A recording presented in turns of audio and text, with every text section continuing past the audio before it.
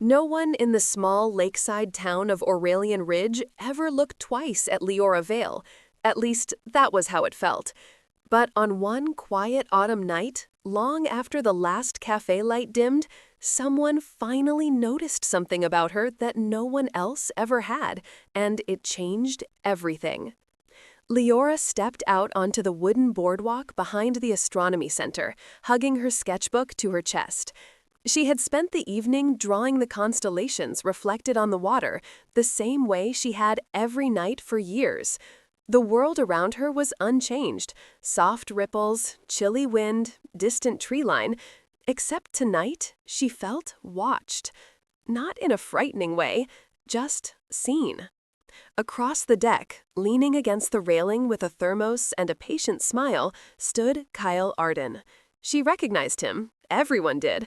He was the quiet night volunteer who tracked meteor showers and rarely spoke unless spoken to. He had an old-fashioned gentleness about him, the kind that made him look like he belonged in another century. "Sketching again?" he asked softly. Leora froze. Most people never noticed her sketchbook, though she carried it everywhere. They never noticed much about her at all. "You knew?" she said. Kyle noted.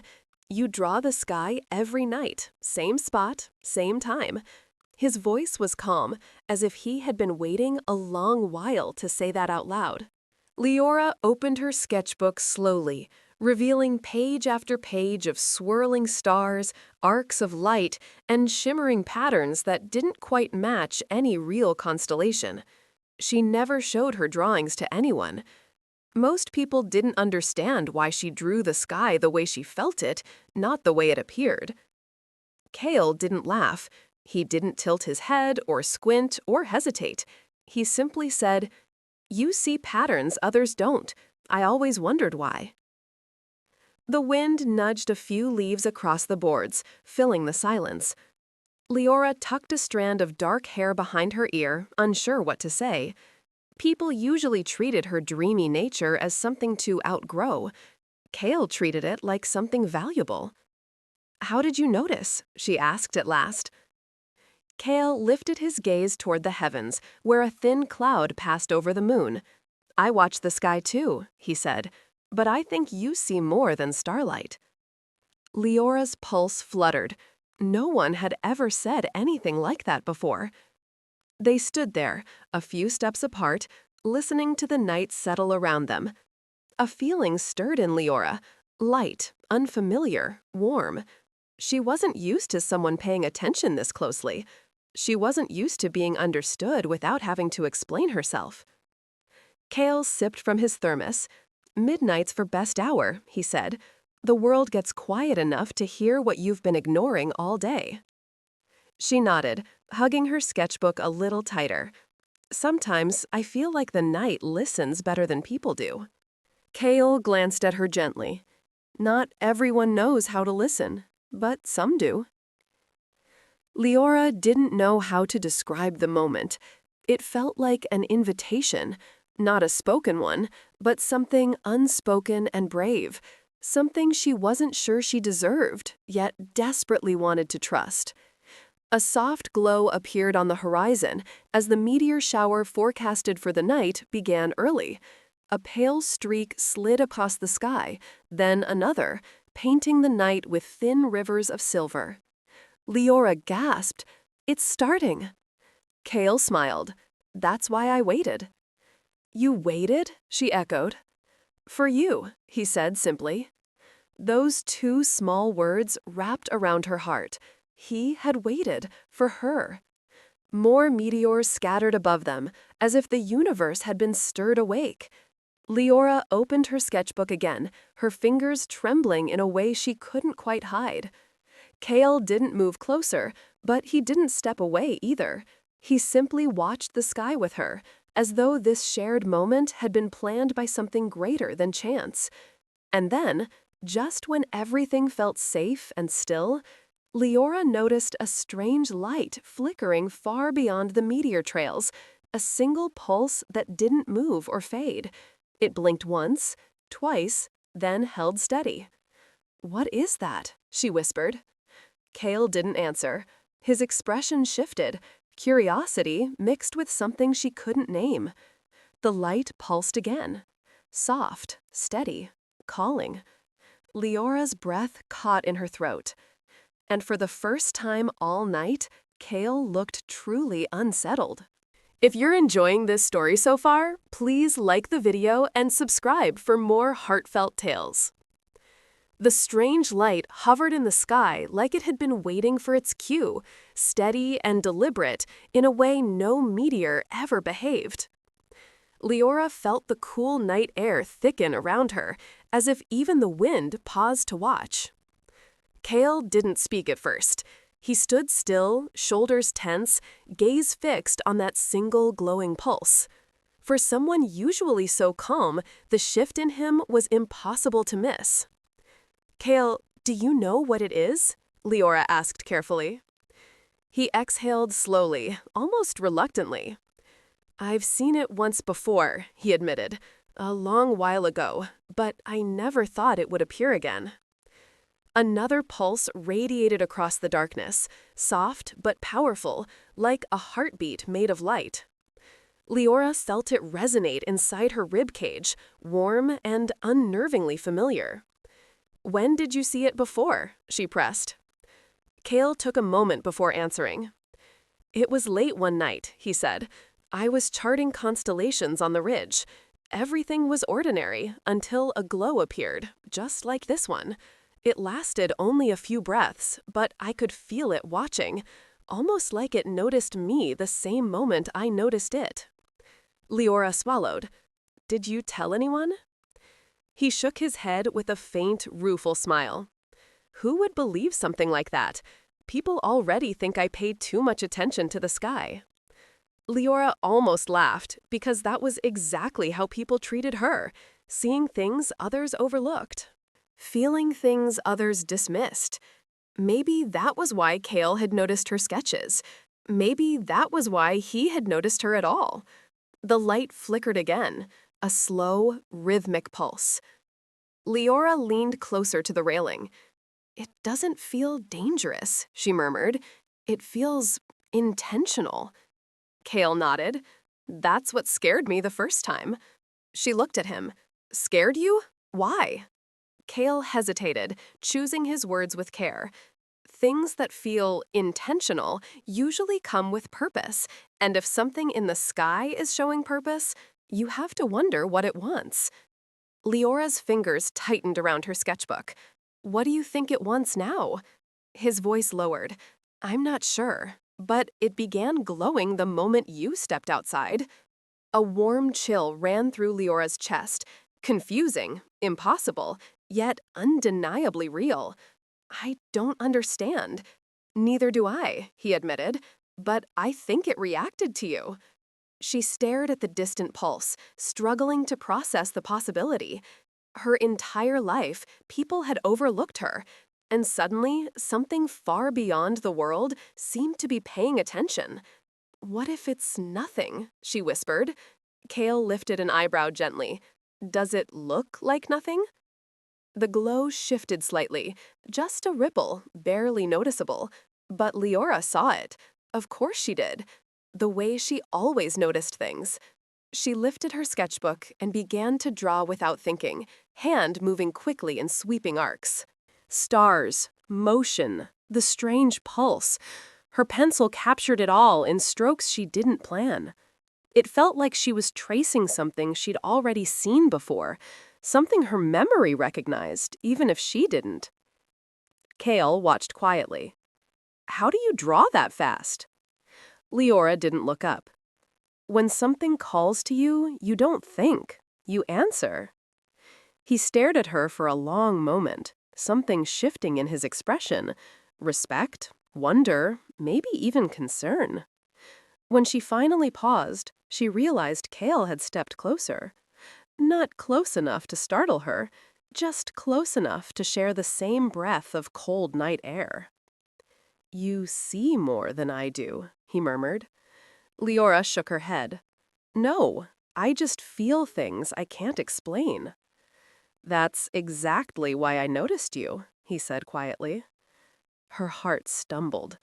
He said it so gently, so simply, as if it were the most obvious truth in the world. Before she could respond, the light in the sky dimmed abruptly, not disappearing, just lowering itself like a lantern being covered. A soft hum, barely audible, rippled through the night. Leora stopped breathing. Kale looked up sharply. That didn't happen last time. The glow trembled. Once, twice, then streaked downward, just a fraction, before freezing again.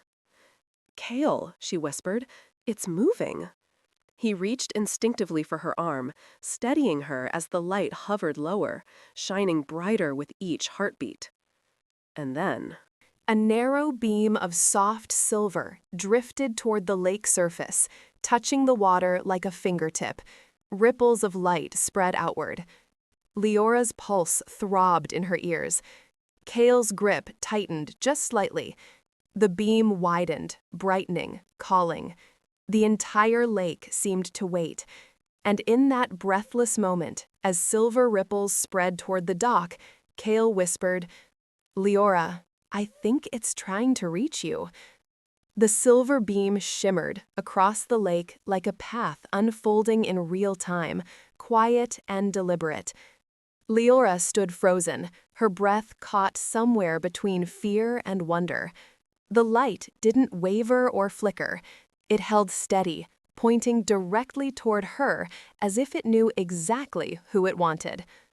Kale stayed beside her, close enough to steady her, but far enough to give her room to decide what this moment meant.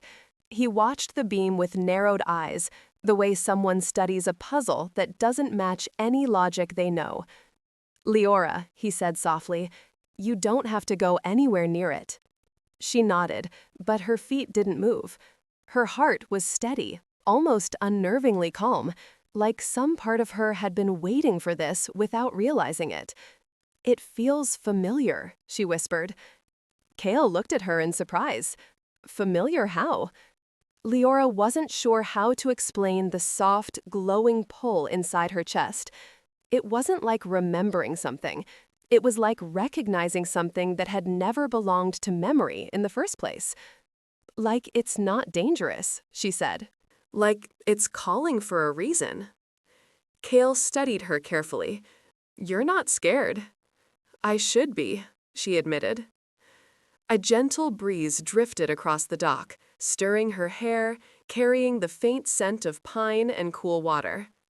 The beam glowed brighter with each passing second, like it was patiently waiting for her decision. Kale stepped in front of her slightly, protective but not forceful.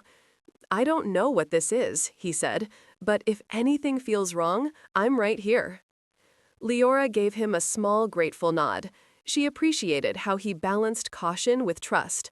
He didn't try to hold her back, but he didn't leave her to face the unknown alone either. She took a single step toward the edge of the dock. The beam pulsed gently, once like a greeting. Leora felt it in her fingertips, a soft tingling that traveled up her arms. She opened her sketchbook again, flipping to the page she had just drawn. There it was, almost identical to the beam on the lake. The shape, the glow, the angle. "Kale," she said shakily, "I drew this before it happened." He moved to her side, studying the sketch with furrowed brows. "That's not possible." "I didn't know I was drawing it," she whispered. "My hand just moved." Kale stared at her for a long moment, then at the glowing path across the water. His voice dropped to a near whisper. "Maybe you were meant to." She closed her sketchbook slowly. Her heart was thudding harder now, but not from fear, from truth brushing close enough to touch. "What if it wants me to follow it?" she murmured. "That's exactly what I'm afraid of," Kale admitted. His tone wasn't harsh. It was honest, and it trembled with concern. Leora looked back at the glowing water. "It hasn't hurt anything. It hasn't changed the weather. It's just there, waiting." Kale looked torn, jaw tight, eyes searching the beam as if it might suddenly explain itself. But neither of them received answers. Only light, only silence, only that gentle pulse. Leora stepped closer again. The reflection of the beam danced across her face, washing her features with soft silver. Her eyes shimmered, reflecting the light like two small stars. Kale felt something shift in him. Reluctance, a rising fear he didn't fully understand. "Leora," he said quietly, "are you sure you want to get closer?" She hesitated, not because she doubted the light, but because she didn't want to worry him. "I'm not planning to jump in," she said lightly. "I just want to feel what it's trying to show me." Her foot reached the edge of the dock. The beam brightened, just slightly, but enough to make Kale step forward instinctively. "Be careful," he murmured. She extended one hand toward the glow reflected on the water. She didn't touch it, just hovered above it. The air around her fingertips vibrated, warm and soft. And then the beam shot upward, branching into thin strands of silver that curled in the air like delicate ribbons. One spiraled toward Leora's outstretched hand, stopping just short of her skin. Her breath hitched. The strand pulsed gently. Kale reached for her other hand, grounding her. "Leora, what's happening?" "I don't know," she whispered, trembling, "but it's not hurting me." The silver strand flickered, brightened, and then formed a shape. A small, floating symbol, soft, glowing, perfectly symmetrical. It hovered in the space between her and the lake. "I've seen this," Leora breathed. Her voice cracked. "In my sketches, for years." Kale stared at her, stunned. Before he could speak, the symbol pulsed once and echoed through the dock with a gentle wave of light that rippled under their feet. Leora gasped and clutched Kale's hand. The world didn't change. Nothing exploded, nothing shattered. But the symbol remained suspended before her, waiting, calling, as if it had finally revealed the first piece of a truth she had unknowingly carried all her life. The glowing symbol hovered between Leora and the lake, soft as moonlight but steady as stone. It didn't spin or drift or fade. It simply waited, as though it had traveled a long distance just to reach her this very night. Kale kept hold of her hand, not gripping too tightly, just enough to anchor her. His breath fogged in the cool air, but the silver glow warmed his features, softening the worry in his eyes. "Leora," he murmured, "if you've been drawing that symbol for years, there has to be a reason." She swallowed hard. "I always thought it was just something my imagination made up, something pretty, something calming." Her gaze stayed fixed on the symbol. "But it always felt like I had seen it somewhere before, even though I knew I hadn't." Kale's voice lowered. "That sounds like memory, not imagination." "But memory of what?" she whispered. The symbol pulsed gently, almost in response. A calmness washed through Leora's chest, strange but soothing, as if the light understood her confusion, as if it was trying to ease it. Kale studied the symbol closely. "It's symmetrical," he noted, "too perfect to be random, too deliberate." Leora nodded. "The curves, the way it narrows, the arc at the top." Her finger traced the air beside it. "It's always drawn itself into my sketches, even when I wasn't planning to add anything." Kale hesitated. "Leora, this might sound odd, but do you feel like it's speaking?" She didn't laugh. The idea didn't feel strange at all. "Not with words," she said softly, "more like guiding." The symbol brightened, just slightly, but enough to make Kale step protectively in front of her. He didn't block her view. He just stayed close, a quiet shield between her and the unknown. The shimmering strands that held the symbol in place widened, forming a faint path above the water. The lines arced like a gentle bridge made of light. Leora's breath caught. It wants me to follow. Kale squeezed her hand. Absolutely not across the lake. That's too risky. She nodded quickly. I'm not going into the water, I promise. He exhaled, relieved. Good.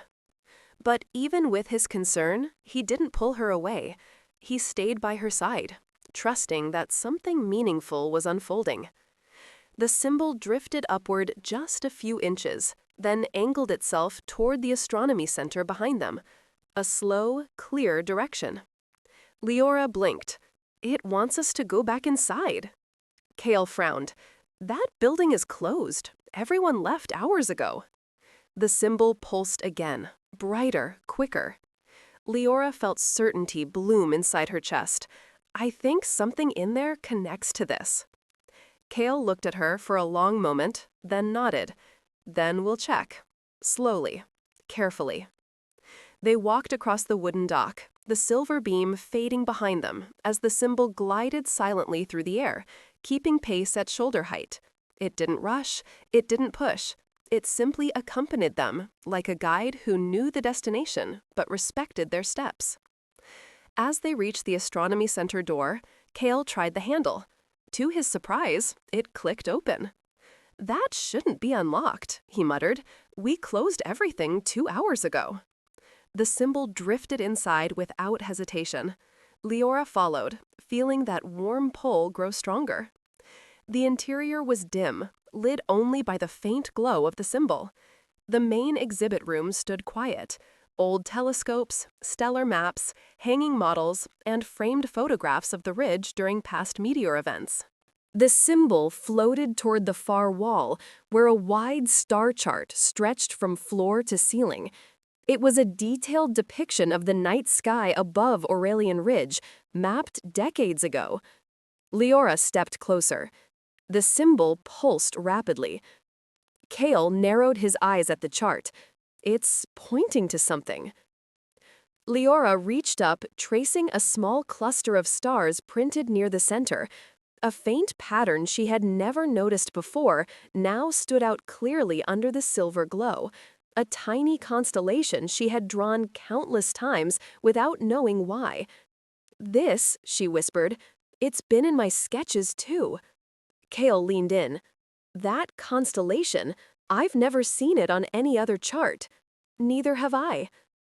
The symbol drifted between them and pressed lightly against the printed constellation. A flash of light rippled across the chart, not bright, just a gentle shimmer. And suddenly, the room seemed to hum. Kale stepped back. What did it just do? Leora's eyes widened as she spotted something shifting behind the chart. A thin seam, barely visible before, now glowed faintly. A hidden panel, she breathed. Kale gently tugged the edge of the chart, revealing a small recessed compartment behind it, something clearly installed long ago and long forgotten. Inside lay a single object, a small metallic fragment, shaped identically to the gloam symbol hovering beside them. Leora reached for it, trembling. Kale, this is the same shape, exactly. The glowing symbol dimmed softly, like it had been waiting for her to see this piece. Kale stared at the fragment, speechless. And for the first time since the strange light appeared, realization flickered in his eyes. Leora, whatever this is, it didn't start tonight. The symbol pulsed one final time, brighter than before, as if confirming a truth that neither of them were ready to understand. The glowing symbol hovered softly beside Leora as she held the metallic fragment in her trembling hands. It was cool to the touch, lighter than it looked, and carved with delicate lines that matched her sketches perfectly. Every curve, every arc, every detail she had drawn for years without understanding why. Kale stood close, not speaking, just watching the moment unfold with a quiet mixture of awe and concern. He had always noticed the subtle things about the night sky, but tonight he was noticing something far more extraordinary. Leora, he said gently, you've been connected to this long before tonight, before me, before any of this. She looked up at him, eyes shimmering in the soft silver light. I don't know how. I don't know what it means. You don't have to know yet, he said softly. You just have to follow the truth as it unfolds. The symbol drifted to the fragment in her hands, hovering just above it. For a long moment, neither object moved, like two halves pausing before recognizing one another. Then, with a slow, graceful motion, the symbol lowered until it touched the fragment. A quiet chime filled the air. Gentle, pure, a sound that felt more like emotion than music. The silver glow spread across the room, rippling like water, then settling into a soft glow that surrounded Leora alone. Not harsh, not overwhelming, just warm. Kale took a small step forward. Leora, are you all right? She nodded, though she couldn't quite find her voice yet. The glow circled her like a delicate halo, lifting strands of her hair as if greeting her after a long journey. The symbol and the fragment merged, becoming one seamless piece. Its glow steadied, forming a gentle shape that hovered over her heart. Kale watched with wide eyes. It's choosing you. A soft whisper left Leora. Why me? Kale exhaled slowly. Maybe because you've always seen what others overlook. Maybe because it sensed that in you. The merged symbol rose higher, then projected a delicate pattern of stars onto the ceiling, the same constellation from the old chart, but this time it moved. Lines connected, shapes shifted. The constellation expanded into something larger, revealing a swirling network of stars and paths that outlined a map far more intricate than anything the Astronomy Center had ever displayed. Leora touched her chest lightly, overwhelmed. This is impossible. Kale stepped closer, his voice low and steady. No, it's extraordinary. The star map shimmered again, focusing on one point, the ridge overlooking the lake. Leora gasped. That's where I first started sketching the strange patterns, before I even understood why. Kale nodded slowly, and where I first saw the light years ago. The symbol pulsed in agreement, as if acknowledging their shared connection. Leora's breath wavered. So all of this, the drawings, the light, the fragment, it was never random. Kale looked at her with a softness that held deep certainty. It was guiding you, preparing you. She blinked back a rise of emotion. But preparing me for what? He held her gaze, gentle and unwavering, for a truth only you can discover. The symbol drifted toward the door, glowing brighter, as if urging them onward. Leora clutched her sketchbook to her chest, the merged symbol floating patiently beside her. Kale, she murmured, I can't do this alone. He didn't hesitate. You won't. They stepped outside together. The lake was calm again. The beam had disappeared, but the night sky shimmered with soft starlight, as though the heavens themselves were holding their breath. Leora felt something shift inside her. Not fear, not confusion, but clarity. She stepped toward the ridge path, and Kale walked beside her, matching her pace. With every step, the symbol brightened, illuminating the way like a gentle lantern. When they reached the top of the ridge, the world stretched out beneath them, quiet, vast, and waiting. The symbol glowed brighter, expanding into a soft ring of silver that circled them both. Leora's voice trembled as she finally understood. It wasn't just reaching for me, it was waiting for someone who saw the world differently. Kale smiled, soft and steady. And it found you. The ring of silver folded inward, glowing warmly before slipping into Leora's sketchbook, settling onto a blank page like it belonged there all along, becoming a gentle mark that glowed softly at its center. The night fell still again. No more flashing lights, no more strange pulses, just peace, quiet, deep, and filled with promise. Leora exhaled shakily. It's not finished, is it? Kale shook his head with a gentle, hopeful smile.